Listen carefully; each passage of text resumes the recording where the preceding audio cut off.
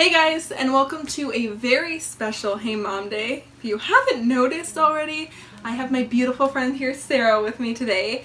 Hi. And today we're going to be doing a little bit of a different video. I kind of wanted to give you guys something that's a little more real and raw, and she was staying here this weekend, and so it was kind of the perfect opportunity to do a little heart-to-heart mom kind of interview for us all to enjoy. So I'll let her take the floor and introduce herself real quick. So I'm Sarah, and I'm from Lethbridge, Alberta. I have 3 kids, a 5-year-old, a 3-year-old, and almost 1-year-old. So busy. Yeah, oh my gosh.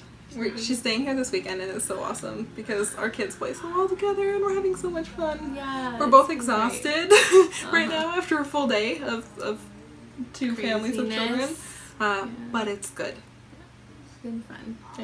Seeing the kids bond and just play. And yes, and we get to actually have time and chat. Time. Yay! Of course, as always, it wouldn't be a video with me without tea. And I was like, yes. How can I not have tea? Right? I have to join. You have to have tea. It makes it so much better. It sets the mood. I know. It's just tea. Alright, like always, I'm just going to jump into this because that's the only way to get conversations flowing. I kind of just really want to talk in-depth motherhood, so we're just gonna do it. I have a few questions for Sarah, and we're just gonna see where it goes. You ready? Yeah. Okay. So, what has changed most for you since becoming a mom? I think just like my perspective on life has changed, I guess, you know, like how I view life and how I view like how it happens, because you're basically like creating life when you make a baby, you know, and then like you're growing this thing inside of you, and then you like give birth to it, and it's here, and now like you have it relies on you for everything, you know, like to be fed, to be taken, like all of its needs are on your shoulders. Totally. So like your needs are like pushed back, and so I feel like once you have a child, like you just see the world in a whole new way. Like before kids, you kind of saw the world as like, oh, I'm doing this, and it was kind of a selfish perspective. Yeah. And then all of a sudden everything changes, and you're like, oh, is this good for my kid? Like, trying to like protect this little tiny person, and it's intimidating. Yeah. So I think just understanding that like I'm still important, but my kids are the most important thing to me. Did you have like a big shocking change when you first became a mom? Like, was it a big transition for you? Oh my gosh, I remember like right after he gave birth to Addison, it was the most emotional like experience with all of my children, because it was like first time mom, like first time having a baby, and I remember just crying, and I was just like, I have a baby, and I was just crying for like the days after, and I was like, I have a baby, like I was in shock for was days. Was it like just like kind of intense, oh my god shock, or was it like and like love and overwhelmed with like this feeling of like, this is what I've always wanted, and like I can't believe that my body did this, and I made something, and I pushed out of me, and I'm holding it, and I love it so much, and like just that overwhelming like love feeling, you know, like that connection. You never feel as connected to like something as you do your own child. 100%. There's nothing. No, totally. I feel like I was in this love bubble for like a solid year after my first. It was crazy. I know a lot of people and a lot of moms kind of, it's a really big shock to transition from like just being a woman to like motherhood. Yeah. And it's really overwhelming for a lot of people. I think for me I was really ready, and it was something I really, really, really wanted. So it was an easier transition. Like I feel like not for you, right? Because that's exactly why I want to do this. It's because we're all so different, and everybody has different experiences, and you guys are always only hearing mine, so this is kind of nice. But like, so I feel like a lot of you have talked about this too, that a lot of women kind of hit a wall when they have their first, or just any babies after, but especially when they just first become a mother.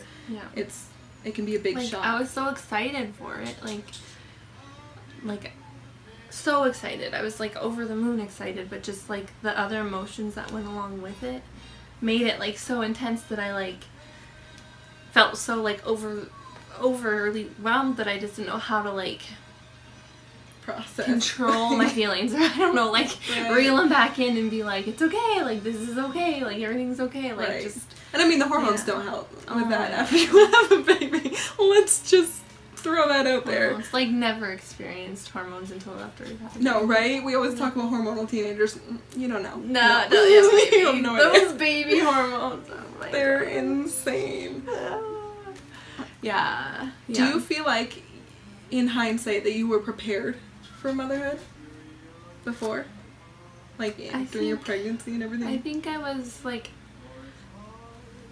part of me wishes I could go back, of course, and, like, change things and tell myself things and stuff. But I feel like I was as prepared as I could have been, you know, for what was happening. How old were you when you first... So I was 21 when Addison was born. So you became a mom at 21. Mm-hmm. Okay. I was younger. I was 18.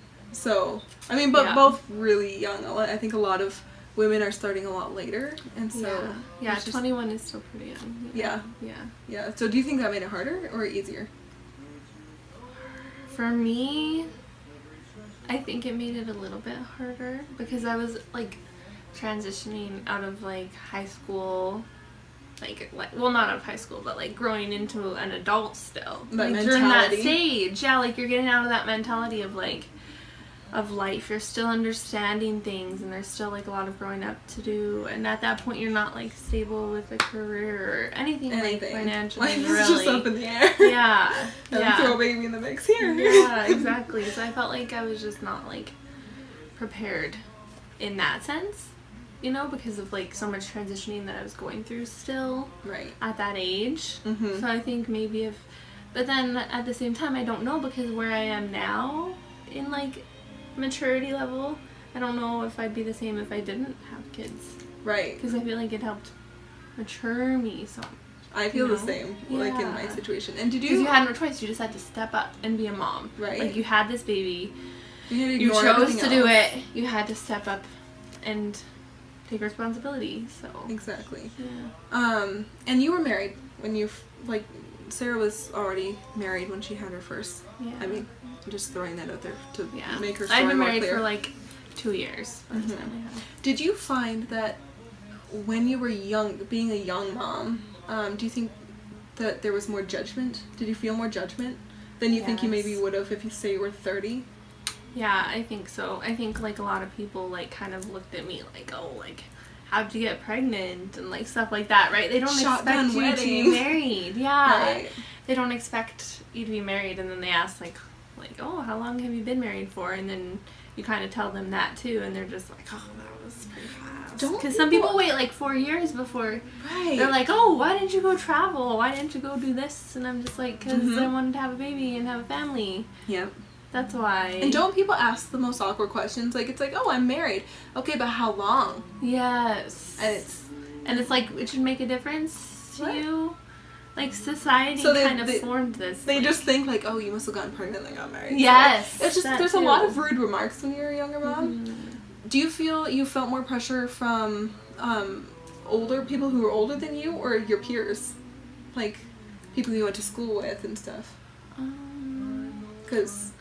Well, I would say people that were probably a little bit older, because most of the people that I knew that had kids around my age were older. Right. So, like, I think I'd feel a lot of pressure from them and kind of, like thinking that I'm just this, like, crazy person that, like, doesn't really know what they're doing. And yeah, the typical first-time mom.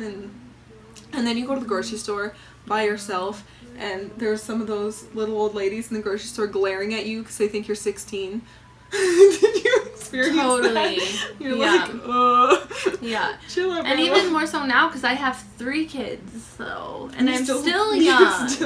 So I go there, like, I'll be in a mom's group and I'll be like the youngest one there, have the most children, and people are like, these are all yours? Yeah. Or if I'm out with, like, one of them and the other 2 are at home, they'll be like, oh, like, that's so nice, like, They'll your treat you little like a girl. first-time mom. Yes, and I'm like, no, actually I got 2 more at home. Yeah, this is old news. Yeah, Don't worry about exactly. it. Yeah, they're just like, oh, your little baby's so cute. When's it gonna have brother or sister or something? And I'm like, oh yeah, it's already got 2 at home. Like, no, Don't worry it's about good. it. And then they look at me kind of like, you pushed those out of you? They came from you? And I'm just like, yeah. People can be so weird, and I think it's because I feel like a lot of them are just trying to make small talk, but they come off as like, why would you ask somebody personal questions that you don't know? Like, if there was no children involved and there was no pregnant belly, nothing, would you go up to some stranger in the grocery store and ask them those questions? Like, no. Yeah, no. That's so weird. For me, it's been kind of different too because Addison, or like my oldest, like my husband is a quarter African American, so I get funny looks because my kids don't always look like me sometimes. So that like kind of took a shot at my motherhood a little bit too, because they would see my kids and kind of be like, that they don't really look like they came out of you either, you know? So that's been hard. So they might ask more questions. More questions. Which is really frustrating. Yeah, because, like, Addison is, like, more fair. She's got lighter hair, and then Lily and Dominic, my younger ones, have, like, darker hair and darker features. They look a lot more like your husband, Yeah, so I get more, like, questions about that, like, this is confusing. This looks like so confusing, but it's like, it's just a mixed family. It's Which fine. is kind of weird. It's 2017. Yeah. This is not the 50s. Why are you even questioning this anymore, right? Like, I'll go out with my sister-in-law who looks more like my kids, and they assume that they're her kids. And it's like, no, they're my kids. They're my kids. That's frustrating. Yeah, that takes a little bit of a shot at me because I'm just like, no, I pushed these out of me, I swear. They're mine. Yeah. So. Now, we are both stay-at-home moms. We've both always been stay-at-home moms. We're very blessed in that way. But I think there's a lot of struggles that stay-at-home moms face. Mm-hmm. And what do you think some of the biggest ones you personally face with being a stay-at-home mom? Is it judgment from other people, or is it just like the sheer pressure of being at home? I think media puts a lot of pressure on stay-at-home moms to be super women. Yeah. And it's just unrealistic, you know, because, like, that's just it. Like, it's stay at home. You know what I mean? Right. Like, you're in your own house. You're in your own environment and stuff. Like, you are there all day long with your kids.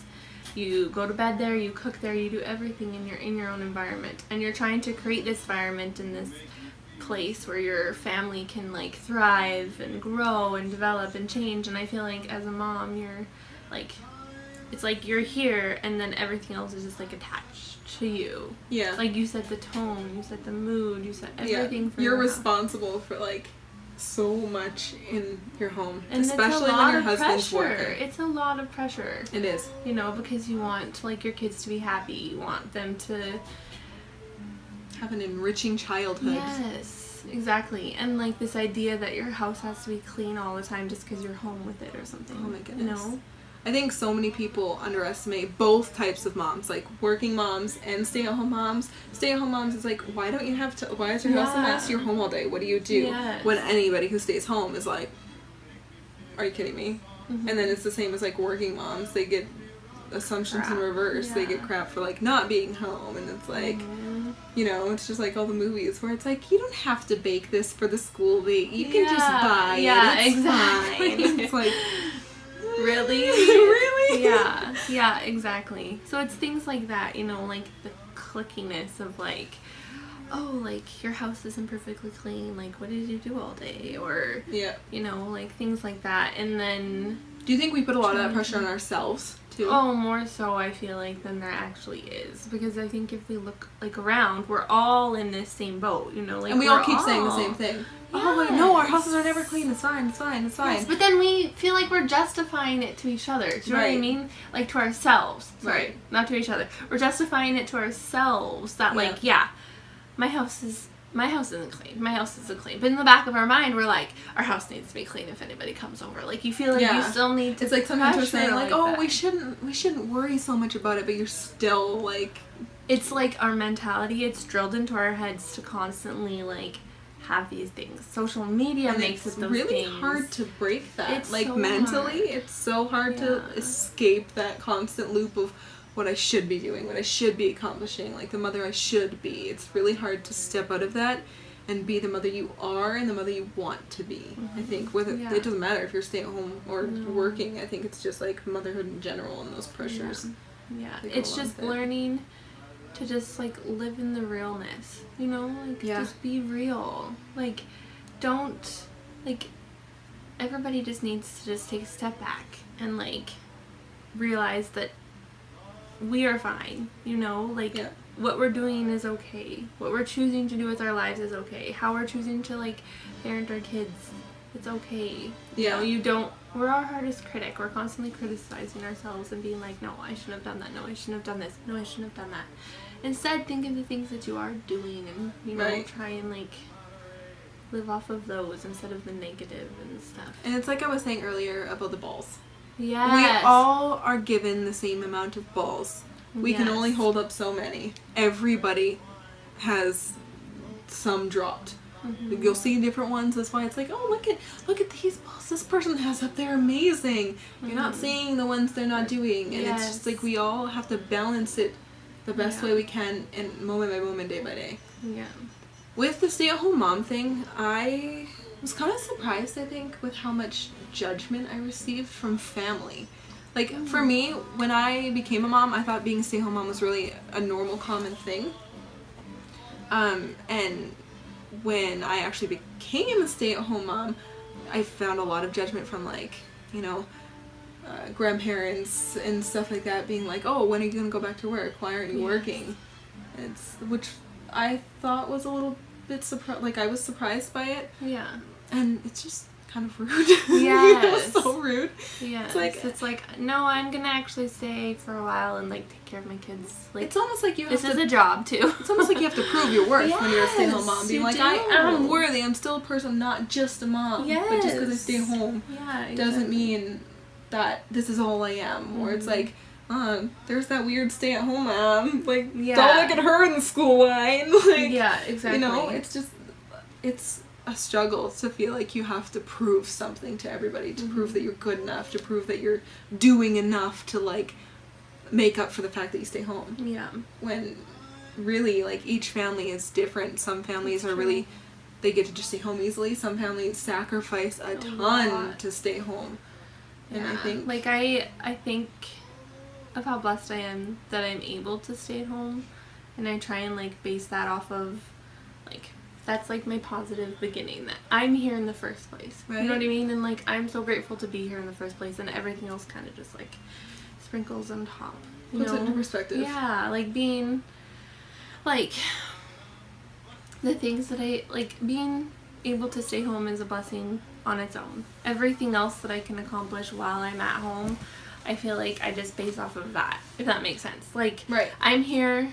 Let's make the most of it. You know what I mean? The most important thing and everything kind of just trickles down. So it doesn't feel like all these little ones matter quite so much. Exactly. Like, you know, like, why am I home? What am I supposed to be home for in the first place? Like, I'm home to take care of my kids. I'm home to be there for them and So when you're feeling the pressures of, like, oh, I have to clean and I have to bake all these things, you're like, wait. No, why am I here? Yeah, exactly. And that's a really good, like, way to calm yourself and kind of put things back into perspective. Yeah, and so that's what I do. And then even, like, during the day, though, sometimes, like, I still, in order for me to, like, be there for my kids the best, I feel like I kind of have to have my headspace and, like, a little bit of a routine, you know? Like, I try to anyway. Like, I try to wake up and then I'll, like, we'll have breakfast and stuff, and then, like, if I can do, like, one thing for myself type thing, it would just be, like, make my bed. Like, I'll just make my bed. And then my bed is done, and then I'm like, okay, like, let's go play, let's go do whatever, you know what I mean? Like, those things are what I do for myself. I don't do it for anything else. Yeah, exactly. Like, I do that for myself because, like, I feel like accomplished. I feel like I did a good thing for myself. I made my bed, and then when I go to bed tonight, I know that I get to climb into my bed made. You know? It just feels better. But Yeah, you should do that. better. Like, and that's gonna be different for everybody. But you should do those little things. Those that make little you feel things. You don't have to be scrubbing your baseboards No. and washing your walls all day. Like I get to bake if, or I like to bake. Like if I bake something during the day, I'm like, heck yeah, I'm winning in life. Look at this. Yeah, exactly. You know, but it can be as simple as like making your bed. Like I got down and played with my kids for 15 minutes today. Like that's awesome. Because how many of us just like go through the day robotically, gosh, and then at the end of the day you're like, what did I just do? Where did that day go? Yeah, exactly. It's crazy. That's how I feel too. Yeah, and I like,